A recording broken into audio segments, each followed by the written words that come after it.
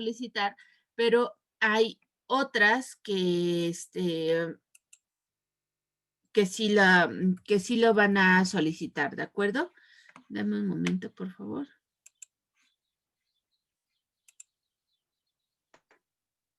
Ujú. Ok, listo. Bueno, entonces, tengo, aparte de las que ya vimos anteriormente, algo que se conocen también como secciones jumbo. Generalmente son ciertos perfiles W pesados con espesores de patín mayor a las 2 pulgadas. Recordemos brevemente cuánto es una pulgada. Una pulgada son 2.54 centímetros. Lo voy a anotar por acá. Una pulgada es a 2.54 centímetros. Y si dice que el patín es mayor a 2 pulgadas, pues 2.54 por 2, básicamente estoy hablando de casi 5 centímetros. Mayor a 5, pues quiere decir que nuestro patín, cual este que está aquí, tiene al menos 5 centímetros de espesor. Suelen denominarse secciones jumbo. Se les identifica con las notas de pie de página en el perfil W, tabla 1.1 del manual de acero. Las secciones jumbo se desarrollan originalmente para usarse como miembros a compresión. Recordemos nuevamente nuestras clases de sistemas 2. Los miembros a compresión generalmente hacen referencia a columnas. Como tales, tienen un comportamiento satisfactorio. Sin embargo, los ingenieros los han usado con frecuencia como miembros a tensión o flexión. Bueno, entonces, ¿qué me está diciendo aquí?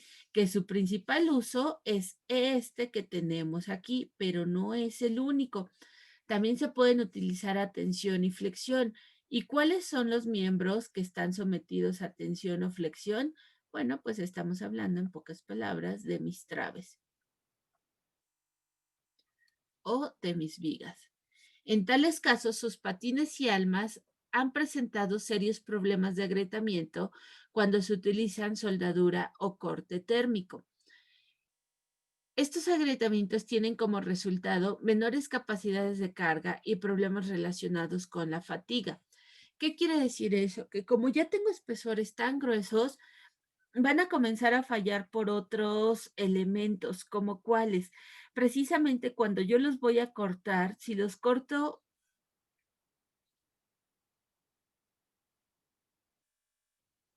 con temperatura, su resistencia puede disminuir porque esa zona que ya fue sometida a calor puede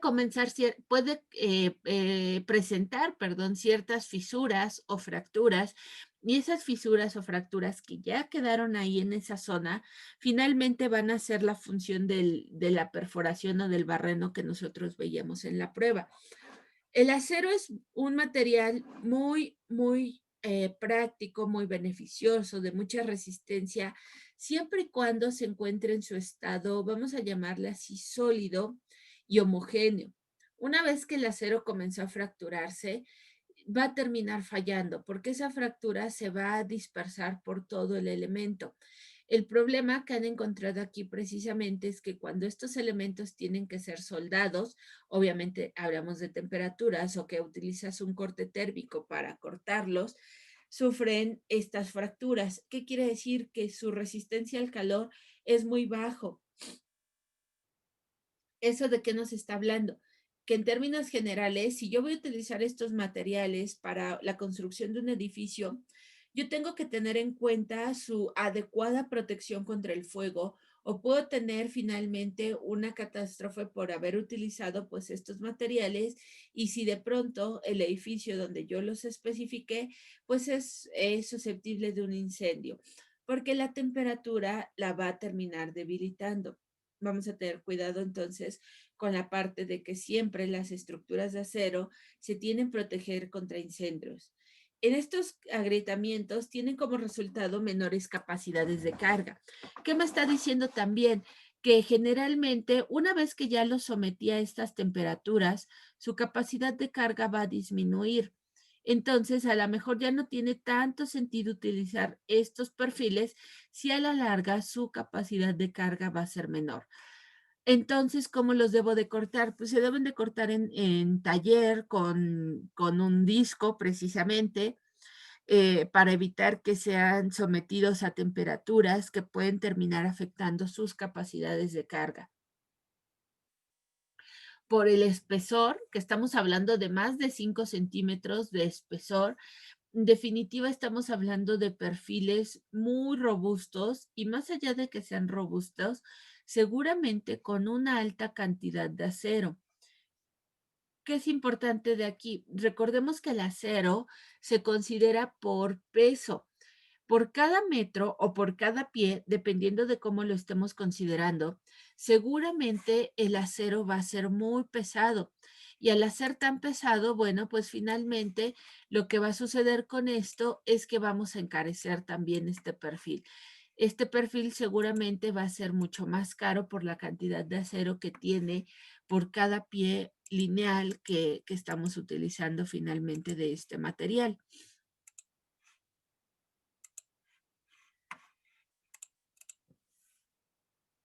Muy bien. ¿Qué más es importante conocer? La nomenclatura, de acuerdo a los nombres, como nosotros vamos a identificar en un plano estos elementos. Las vigas, traves y columnas se indicarán en los planos con las letras B, G o C, seguidas por el número de miembro particular como B5, G12, etcétera. ¿A qué están haciendo referencia las letras? A los elementos, ¿de acuerdo? Yo puedo ver un pequeño planito aquí en pantalla, justamente este que tenemos en la partecita de acá. Recordemos que nuestra referencia mayor para construcción en acero, pues es finalmente el manual de acero americano. Aunque nosotros ya tenemos nuestra versión en México, tenemos un manual de construcción en acero en México, está básicamente referenciado al americano. Tomaron como referencia todo el manual de acero mexicano, perdón, americano, y lo transformaron para utilizarlo en México. ¿Qué quiere decir eso? Que muchos de los nombres, que muchas de las de los materiales y referencias que se utilizan, pues finalmente vienen de las palabras en inglés. Ejemplo claro o fácilmente identificable. Dame un momento.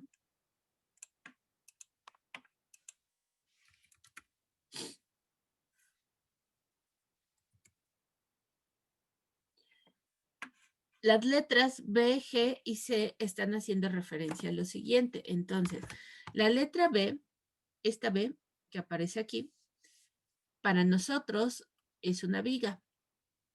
¿De acuerdo? En inglés la palabra es beam.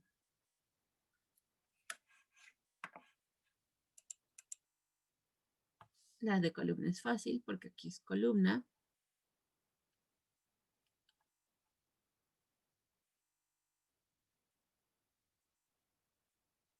Aquí no sé si se me fue esta O, pero bueno, es column. Y la letra G está haciendo referencia a ground de cimiento o de contratrave de liga, ¿de acuerdo? Estamos hablando de una liga. Bueno, entonces, ¿qué otra cosa debo de tener en cuenta? El número, ¿de acuerdo? El número está haciendo referencia al tipo. ¿Qué quiere decir eso? Que yo puedo tener más de un tipo de viga, que puedo tener más de un tipo de columna y que puedo tener más de un tipo de contratraves o de arrastramientos. Estos elementos tienen que venir numerados para que yo sepa de qué tipo de columna en específico estoy hablando y de qué tipo de viga en específico estoy hablando. Porque yo puedo tener vigas cuadradas de 20 por 20 centímetros, puedo tener vigas cuadradas de 30 por 40 y entonces cada una de estas tiene que ir acompañado de su nomenclatura para saber precisamente a qué tipo de viga es a la que me estoy refiriendo. Está mal escrito aquí.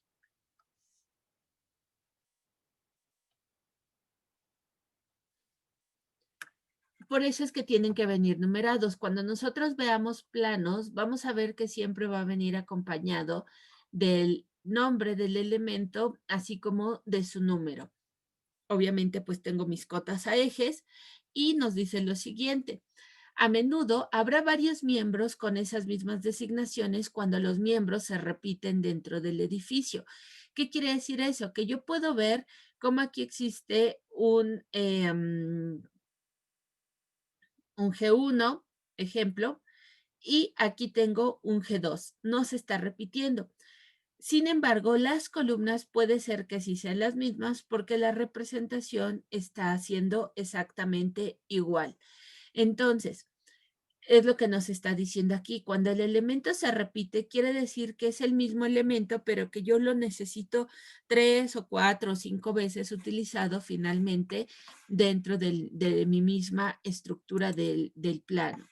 Bueno, vamos a ver un plano para que nos quede un poquito más claro, un plano real.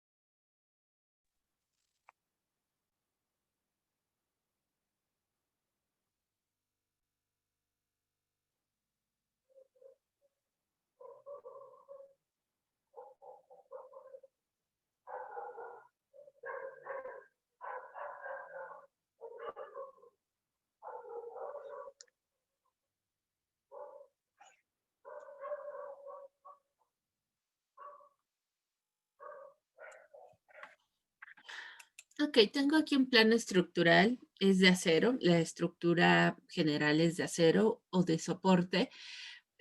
¿Por qué digo estructura general? Porque realmente iba a llevar un envolvente de otro material, pero el montaje se iba a hacer sobre perfiles de acero. Entonces, si yo me acerco precisamente a esta zona donde tengo mi primer zapata, yo puedo ver aquí las letras, por ejemplo, Z1, D1, PL1 y CM1. Y así como eso, bueno, pues así como aquí, lo puedo encontrar también acá. Tengo Z2, D1, PL2, CM3. Quiero que notes cómo hay ciertos elementos que se repiten y hay otros que no. Ejemplo, aquí yo tengo un CM3 y aquí tengo un CM2. La placa, si es la misma, ¿qué significan estas letras? La Z, zapata. D, dado. PL, placa. Y CM es finalmente mi columna de desplante, vamos a llamarle así.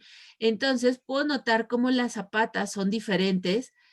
Aquí tengo una Z2 y aquí tengo una Z3 tamaños, incluso sin que yo las mida, puedo ver cómo esta es más grande respecto a esta que yo tengo acá, pero me está diciendo que el dado sí puede ser el mismo, la placa también vamos a utilizar la misma, pero va a cambiar finalmente mi desplante de estructura.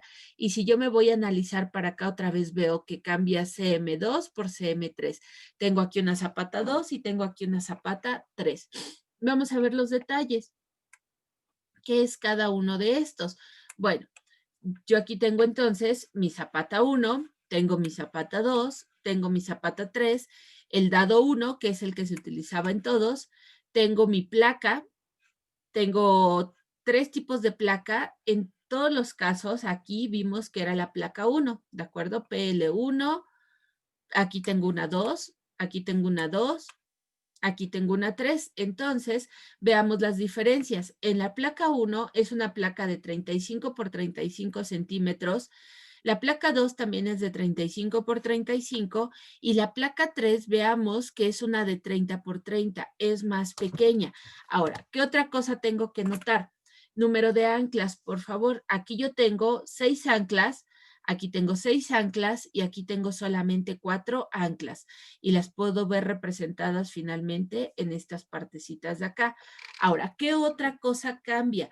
Notemos, por favor, que la placa 1 sirve para recibir un perfil circular, ¿de acuerdo? Y aquí yo tengo un perfil cuadrado.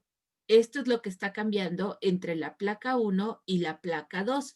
Muy bien, me decía CM1, CM2 y CM3. Pues aquí están mis tubos, ¿de acuerdo? Está haciendo referencia a mis tubos. El CM1 es un tubo circular. El CM2 y el CM3 son tubos cuadrados de 25 milímetros, que estoy hablando de, perdón, de 254 milímetros, que estoy hablando de 25 centímetros, y acá tengo uno de 20 centímetros. ¿Qué significa la nomenclatura que yo tengo acá? Me está diciendo que es un tubular de 2.54, perdón, de 25.4 centímetros por 7 milímetros de espesor. El segundo numerito, este que aparece acá, el de 7.9, 6.4, 9.27, me está hablando del espesor del tubular. ¿Qué tan espeso va a ser este pedacito que yo tengo aquí? Dame un segundo, lo voy a señalar para que no haya dudas. No, sí, quedó claro. Esta que tenemos aquí, este espesor, ¿de acuerdo? Este dato entonces corresponde a este de acá. Y este 254 pues corresponde a este de acá. En el caso de acá, este 27.3 ¿a qué está hablando? A mi diámetro, ¿de acuerdo? Y el 9.27 pues está hablando de este espesor que yo tengo aquí. Nuevamente, el 2.54 pues habla de mi tamaño total de mi tubular y el 6.4 pues habla de mi espesor. Entonces, así es como yo puedo visualizar finalmente un, ¿cómo se llama esto? Un plano de armado estructural de acero. Esta es una estructura de acero. Ahorita me voy a alejar para que veas la estructura completa, pero esto no es un edificio, es un marco para una fachada, por eso no es como tan repetitivo y por eso es como tan cambiante, porque es una estructura pues bastante a detalle, a diferencia de cómo veríamos un plano para un edificio, pero es del que ahorita me acordaba a la mano. Vamos a ver entonces el edificio para que te des una idea. Vamos a quitar estos.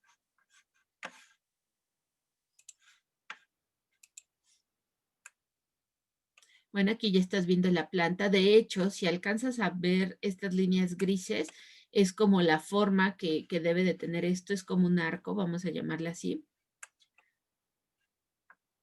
Ujú. Aquí ya están, pero este es la cubierta, vamos a llamarla así como cubierta a la parte de arriba. Aquí está la cimentación y aquí está la cubierta. Y en la cubierta, bueno, pues yo lo que voy a ver son mis nodos, ¿de acuerdo? Cómo se van a unir todos mis puntos de unión. ¿Cuáles? Estos que está marcando aquí. Detalle 1, detalle 2, detalle 3, 4 y 5. ¿Qué son los TM1, TM1, estos que estamos viendo acá? CM3, CM3, pues estamos viendo en TM1 son mis traves, ¿de acuerdo? Son mis tramos. Estoy viendo que solamente es el TM1, entonces si yo me voy a ver aquí mis detalles, me dice que el CM2 y el TM1 es exactamente lo mismo. Voy a utilizar los perfiles cuadrados de 25 centímetros por 7 de espesor. ¿Qué me está diciendo con eso? Que estas uniones que tú estás viendo acá se están realizando con este perfil que nosotros tenemos aquí. Ahora, si yo veo el detalle 1, 2 y 3, voy a buscar el detalle 1, 2 y 3. Aquí está detalle 1, 2 y detalle 3. voy a tener una unión, vamos a llamarla así en T, luego voy a tener una en ángulo y voy a tener otra en ángulo, que son precisamente estas que estamos viendo aquí y son estas que estamos viendo en la parte de acá.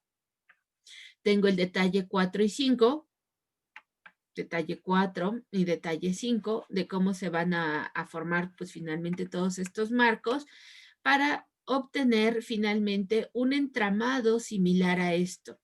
Eso que tú estás viendo representado es esto.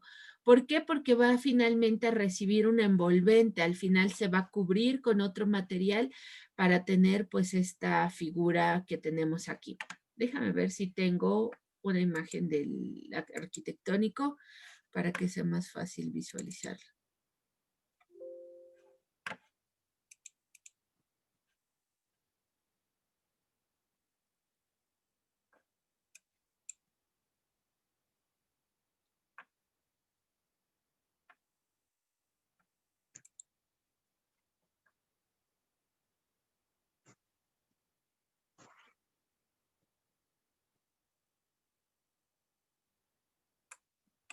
Ok, esto es lo que se supone que se está armando. Esta figura que nosotros tenemos aquí es lo que estábamos viendo. Va a ir cubierto con un material como aluminio, como paneles de aluminio, pero estos paneles de aluminio van finalmente soportados pues dentro de esta estructura de metal que nosotros estábamos viendo en el plano estructural. Este es un plano arquitectónico y el otro es un plano estructural.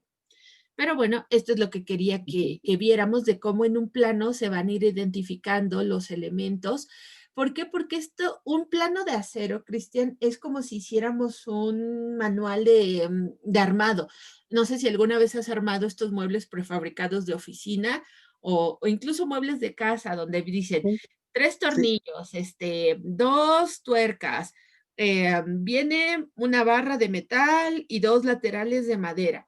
Cuando nosotros hacemos un plano estructural de acero, va a ser, imagínatela así tal cual, como si tú estuvieras haciendo un manual o un instructivo de armado de un mueble, porque como vienen basados a un despiece, pues tenemos que especificar todo, hasta el tamaño de los tornillos, el diámetro de los tornillos, el largo, el tipo de acero que se tiene que utilizar, si va a ir pintado, con qué tipo de acabados va a ir esta estructura, el tipo de placa que vamos a utilizar, la medida, el corte, el tipo de acero. Me regreso al estructural porque no me acerqué a las notas, pero también tienen sus propias notas de acero, ¿de acuerdo? Así como tenemos que colocar especificaciones de concreto, también vamos a ver especificaciones de acero. Vamos a ver qué nos dicen las especificaciones de acero. Ejemplo aquí. Los perfiles metálicos serán de acero tipo ASTM A36 con un FY de 250, perdón, de 2.530 kilogramos sobre centímetro cuadrado, excepto los perfiles CF, los que serán ASTM A50 con un FY de 3.515 kilogramos sobre centímetro cuadrado. Se utilizará soldadura con electrodo recubierto tipo AWS E70XX y como acabado primario se aplicarán 2 manos de pintura anticorrosiva rojo óxido, ¿de acuerdo? Entonces, así como nosotros tenemos que poner especificaciones del concreto, también tenemos que poner especificaciones del acero. Ahora, dentro de las notas, perfiles en milímetros, las acotaciones están en centímetros, verificar cotas en planos arquitectónicos. La carga viva máxima de losas de azotea que se consideró fue de 100 kilogramos sobre metro cuadrado y se consideró una capacidad de carga admisible en el terreno de 10 toneladas por metro cuadrado. Las especificaciones se complementan con las del Reglamento de Construcciones para el Distrito Federal de 1993. Bueno, este es un proyecto, te aviso, porque estamos utilizando el de 1993. Es un proyecto del 2012, ya tiene sus años. Y en ese entonces, la última actualización del reglamento era esta. Recordemos que después del sismo del 2017, el reglamento de construcciones y sobre todo en el apartado de estructuras, todo lo que tiene que ver con diseño estructural,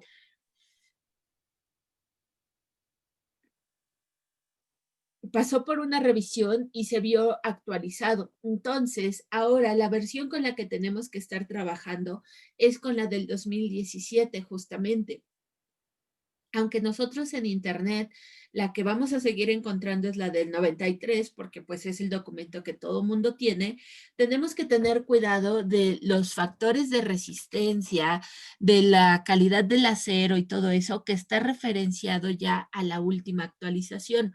¿Dónde encuentro la última actualización? En el Diario Oficial de la Federación. Para que un reglamento, una ley o una norma sea válida, se dé por vigente y que ya entró en vigor, tiene que haber sido publicada en el Diario Oficial, ¿de acuerdo?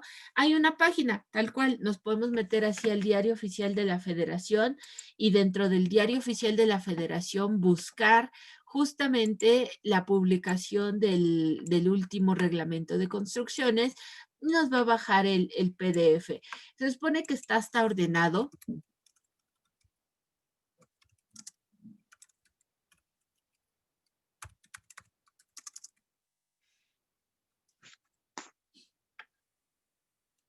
Diario Oficial, tal cual así se llama la página. Y bueno, pues yo ya puedo comenzar a buscar en la partecita de acá. Y aquí van a estar todas las leyes que ya están publicadas y que por lo tanto quiere decir que ya entraron en vigor, porque ya se hicieron públicas, porque esta es información de carácter público que todas las personas podemos consultar. Muy bien.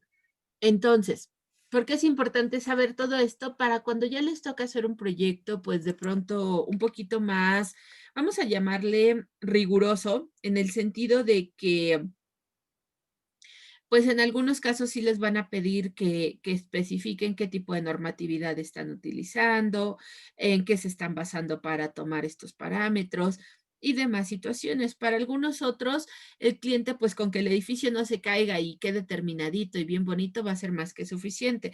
Pero generalmente para cuando trabajamos ya para una dependencia de gobierno o para una empresa un poquito más grande, pues sí nos van a pedir una serie de documentos y es importante que ustedes sepan referenciarlos adecuadamente. ¿De acuerdo? Muy bien. Nos quedan todavía 10 minutos de clase, ¿de acuerdo, Cristian? Necesito, por favor, que estas que tenemos aquí, me voy a cambiar ahora la presentación. Estas que tenemos aquí, por favor, las investiguemos en su libreta a mano, ya sabemos, y le tomemos fotografía, ¿de acuerdo? El día de hoy quería empezar ya con un pequeño ejercicio, pero bueno, ya nos queda poquito tiempo y no quiero quedarme a la mitad y también aprovechamos que a ver si el día miércoles ya está el DAIR para que no se pierda la parte del ejercicio. Te pido entonces, por favor, que contestemos estas preguntas en tu libreta y las revisemos la siguiente clase, por favor. Les voy a pedir por ahí les voy a hacer algunas preguntas. Seguramente recordemos que tienen dos tareas pendientes. Las de la clase pasada, que fueron estas que tienen acá, que ustedes ya las deben de tener también investigadas. Y si no, pues se las estoy colocando ahorita en el chat. ¿De acuerdo? ¿Tenemos alguna duda? Parece que no. Muy bien, vamos a ponernos a investigar entonces estos conceptos y el día miércoles sí les pido por ahí, ahorita les pongo de todas formas en el chat una calculadora a la mano porque ya vamos a empezar con un Ok, pequeño ejercicio, ¿de acuerdo? Vamos a empezar con ejercicios para que tengan a la mano pues su libreta, su lápiz, goma y una calculadora. ok, sí está bien. Entonces nos quedamos con esto el día de hoy. Y que tengas un bonito Sí, día. Arqui. Gracias, Arqui. Buen día. Bye.